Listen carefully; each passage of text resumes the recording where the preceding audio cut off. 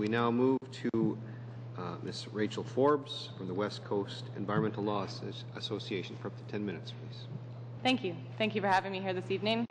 I'm representing West Coast Environmental Law Association. We are a BC-based environmental law and advocacy and analyst organization. We are one of Canada's oldest environmental legal organizations and have been providing legal support for British Columbians to ensure their voices are heard on important environmental issues. And we've worked to secure strong environmental laws in BC and throughout Canada for decades. West Coast Environmental Law was actually involved in, prior to and involved in the drafting of CEA when it was enacted. We've had a role on the Environment and Planning Assessment Caucus for years, as well as the now defunct Regulatory Assessment Committee, or Regulatory Advisory Committee, pardon me. And we've been actively involved in this round of review and repeal and replacement now of the Canadian Environmental Assessment Act from the Standing Committee's review back in autumn. I don't want to be repetitive. I know you've heard a lot of submissions over the last few days, so I'm going to start by saying we would also endorse the submissions of some of the other witnesses you've heard from, including Mining Watch Canada, Assembly of First Nations, Eco-Justice, and World Wildlife Fund Canada.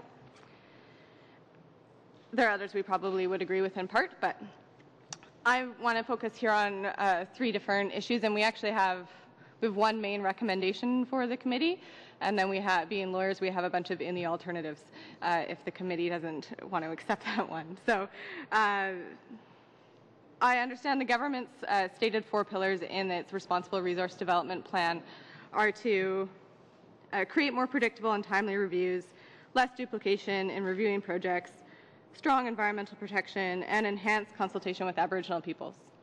We would also support those as part of a robust regulatory regime for environmental assessment and environmental regulation writ large.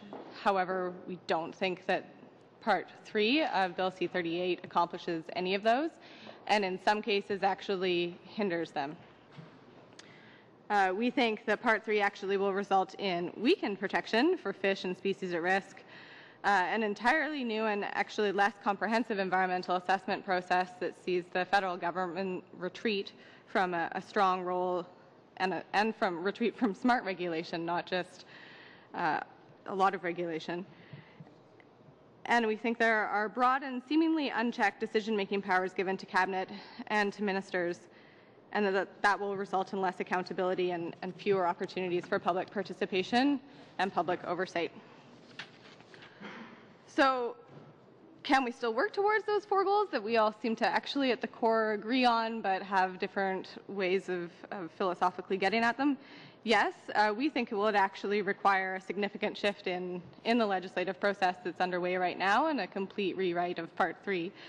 So that goes to our first recommendation, which probably isn't a shock to anybody, that we would hope that the standing or the subcommittee recommends to the Finance Committee to remove Part 3 in its entirety from Bill C-38 and to conduct further scientific, factual, legal study, fulsome open consultation on amendments to the environmental assessment aspects of it, as well as to other environmental regulation, including fisheries and species at risk.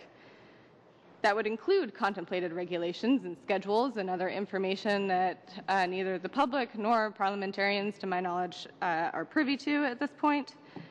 And after such study and consultation is complete, which I think in fairness would take months, not a couple of weeks, that standalone bills could be introduced in the House and go through a proper legitimate process that actually gives people faith in the process and legitimizes it, regardless of what the actual content of the bill and the act is. I think the process here is flawed, and the review of CEA that's gone on, I know Jamie Neen touched on this the other night, in terms of referral to Standing Committee for review, the process that happened at the Standing Committee, the report, the dissenting reports from that, and then a lot of rhetoric that has ended up in a whole repeal and replace that's smushed into a budget bill where it doesn't belong. I think we need to step back and actually do this properly. regardless of the content or what one would say about that.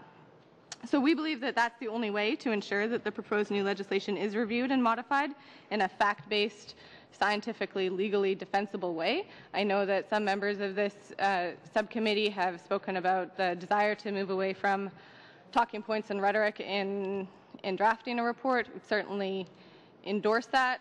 I worry that there's actually a lot of facts, science, and law missing right now that would hinder one's ability to write such a fact-based report. Talked about missing regulations and missing schedules. We haven't heard a lot about how this is actually going to be implemented, and I think that when it is implemented, if it is implemented, it's going to lead to a lot of uncertainty, and people have talked about that as well in terms of what does this mean on the ground to proponents, what does it mean to the public, what does it mean to First Nations.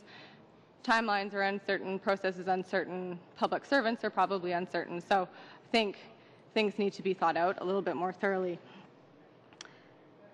Should the subcommittee not take on our first recommendation, we would, in the alternative, ask that the Part 3 at least be delayed until regulations and schedules can be produced and people can review them properly. I think the one regulation no one's heard anything about, the project list regulation, is really pivotal to understanding the legal, scientific, on-the-ground, economic, profit, everything implications of the rest of this new act.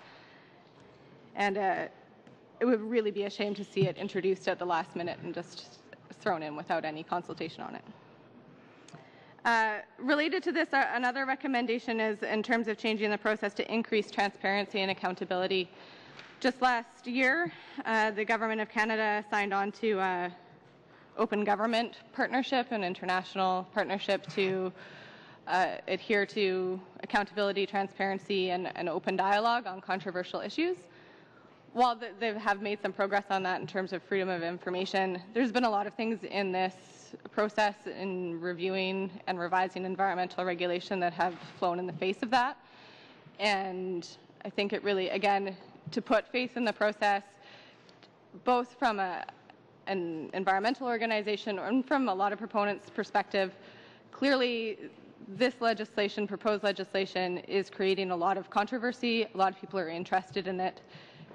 We need to know more about it and where it's coming from, why it's so urgent. If it was so urgent, why weren't we doing it before when we were doing the review of SIA?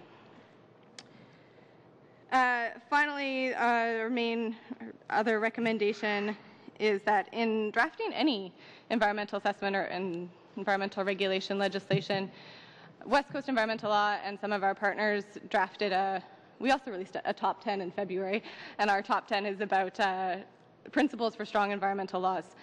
And it also includes things like smart regulation. Those principles are things that we released in February because we knew that changes to environmental assessment were coming, and we're currently in the process of creating the kind of a report card for this bill and whether or not it matches up to those principles. Not surprisingly, we don't think it does, but we do think that working towards those principles, those are public participation and an increased legitimate role for Aboriginal peoples, and a sustainability approach. And the sustainability approach is really a key one because we see a lot of compartmentalization in the new SIA 2012 and not a lot of understanding or respect for the fact that we live in ecosystems that are connected.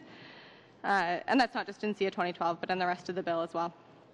So, and you'll see in my written brief, we actually have 10 recommendations that are small amendments to the existing Part 3 legislation that we would like to see made if that's going to go forward.